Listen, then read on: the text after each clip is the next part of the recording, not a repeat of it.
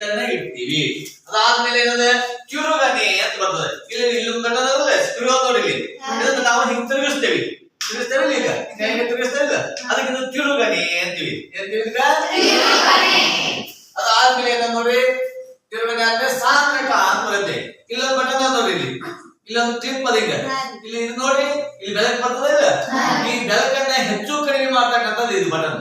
ಇದಕ್ಕೆ ನಾವು ಸಾಂದ್ರಕ ಅಂತೀವಿ. ಏನ್ ಅಂತೀವಿ. ತಿರುಗಿಸ್ತೇವೆ ಈಗ ಬರ್ತದಲ್ಲ. ಎಷ್ಟು ಬೇಕೋ ಅಷ್ಟು ನಾವು ಬೆಳಕನ್ನ ಬಿಡಬಹುದು.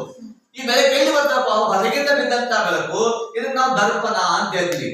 ಈ ದರ್ಪಣದ ಮೇಲೆ ಬೆಳಕು ಬಿದ್ದಾಗ ಈ ಬೆಳಕು ಈ ಸಾಂದ್ರಕ ಮೂಲಕ ವಸ್ತು ಮಸುರಿಗೆ ಬಂದು ವಸ್ತು ಮಸುರ ಮೂಲಕ ನಾವು ನೇತ್ರ ಮಸುರಲ್ಲಿ ಕಾಣ್ತೀವಿ. ಆ ವಸ್ತುವನ್ನ ಕಾಣೋದಕ್ಕೆ ಈ ದರ್ಪಣದ ಮೇಲೆ ಬಿದ್ದಂತ ಬೆಳಕು ಈ ಸಾಂದ್ರಕದ ಮೂಲಕ ವಸ್ತು ಮಸುರಿಗೆ ಬಂದು ನೇತ್ರ ಮಸುರ ಮೂಲಕ ನಾವು ನೋಡ್ತಕ್ಕಂಥದ್ದು ಕಾಣ್ತೀವಿ.